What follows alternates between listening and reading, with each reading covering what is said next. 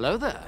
This is where the fun begins. What's up, guys? Unofficial Star Wars here. Hope you're all doing well, and in this video we are going to be discussing a little bit about young Ahsoka in the Ahsoka Disney Plus show. We're gonna go ahead and hop right on into it. In this video we are going to be taking a read from the Direct's article. I'll have their article linked in the description down below for you guys to check out there, as well as a read after Ariana Greenblatt had made her emotional debut as a young Ahsoka Tano in episode 5 of the Star Wars new Disney Plus show Ahsoka. The actress shared her blunt thoughts on her appearance. Greenblatt is in the midst of an impressive run in the spotlight of just this year alone, 2023, having playing a key supporting role in the Margot Robbie's Barbie film, before enjoying her special moment in the Star Wars universe. In Ahsoka episode 5, Greenblatt helped take fans on a blast to the past journey with flashback sequences, with a look into the titular warrior's time as a Padawan during the Clone Wars animated show, pitting her alongside her master, Anakin Skywalker, in live action for the very first time ever. So the actress has finally come forward and has a few things to say about this. Ahsoka star Ariana Greenblatt has shared her blunt response to her debut as a young Ahsoka Tano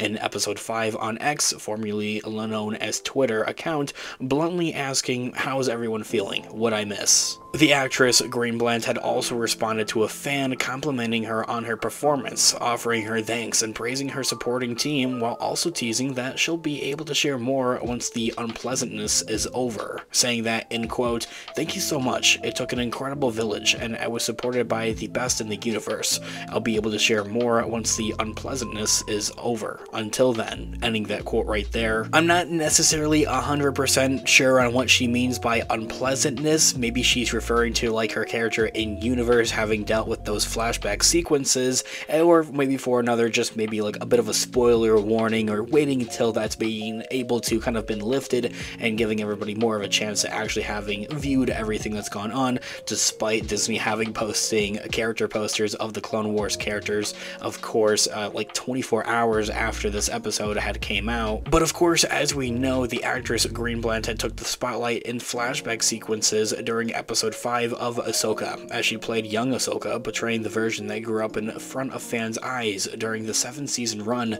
of the Clone Wars animated show. So seeing this translated over to live action finally has been something that's been more than special, and she has been the perfect casting for this character. I also just love that blunt response that she has to that, just a small like little tease of like asking everyone how they're feeling about this incredible performance, for one, an incredible scene here for the Ahsoka Disney Plus show. She did do the same thing over on her Instagram page, literally posting a picture of like an orange square, and like everybody instantly knew what it meant, and everybody was going crazy in the comments. I just have to say, for one, that I have been loving the love and support that everybody's been showing towards this young talented actress. Has been so heartwarming, and I, for one, and I think I speak for a lot of other Star Wars fans out there, hope that this isn't the last time that we'll see this young talented actress in the role of a young Ahsoka Tano. This here being said, will we see more of this young Ahsoka Tano returning to Disney Plus? With only 3 more episodes remaining in the actual show itself, Ahsoka, there's a chance that Ariana Greenblatt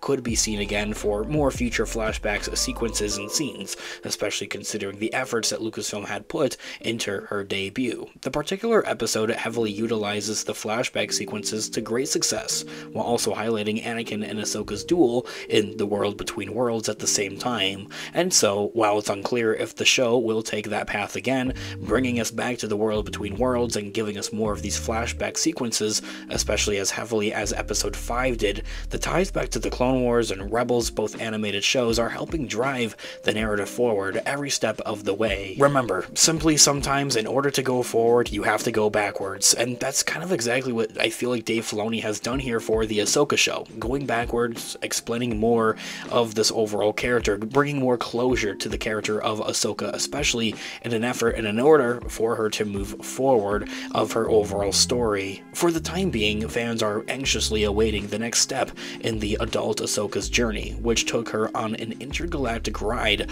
alongside a fleet of Purrgil as she continues her search for both Ezra Bridger and the Grand Admiral Thrawn. So this year being said, quite personally, I don't personally believe we'll see any more flashback sequences necessarily that would be featuring the young actress Ariana Greenblatt as a young Ahsoka Tano. Unfortunately, in the remaining 3 episodes of the show, they simply do, quite honestly, have too much to cover and too much of a basis going forward that they have to focus on much rather. As fun and as exciting as the flashbacks are, they have now served their purpose and we're ready to move forward, I think. They still have to introduce Grand Admiral Thrawn, bring back Ezra Bridger, give us an update with everything that's gone on with Morgan Elsbeth, Baylan and his apprentice Shinhati, and Sabine, that they are traveling to this other galactic universe named Peridia, of where Thrawn and Ezra are actually. I do believe because of the flashbacks, not that they were bad by any means, they did not take away anything, they very much added much value to the overall show, of course,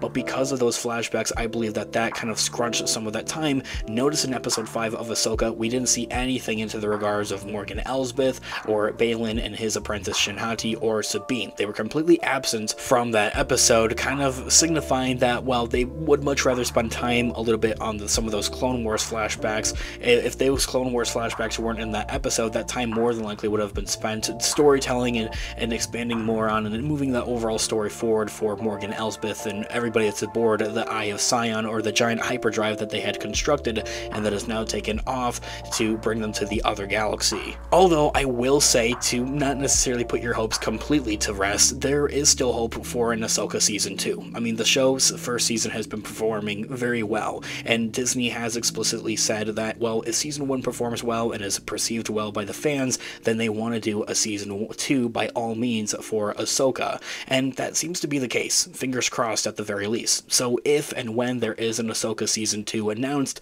I would put my fingers crossed that we could get more Clone Wars flashbacks and have the return of the very young and talented actress Ariana Greenblatt. So there is fingers crossed on that spectrum of things, and there is also talk out there that a lot of fans would appreciate some type of limited series for a live-action Clone Wars, but that's something so much farther out and something to discuss in another video here on the channel. This all being said, guys, I would love to hear all of your thoughts and opinions and theories and speculations in the comment section down below. Thanks so much for watching today's video. Of course, this has been an official Star Wars. I'll catch you guys in the next one. Have a great one. May the Force be with you as always. Peace out.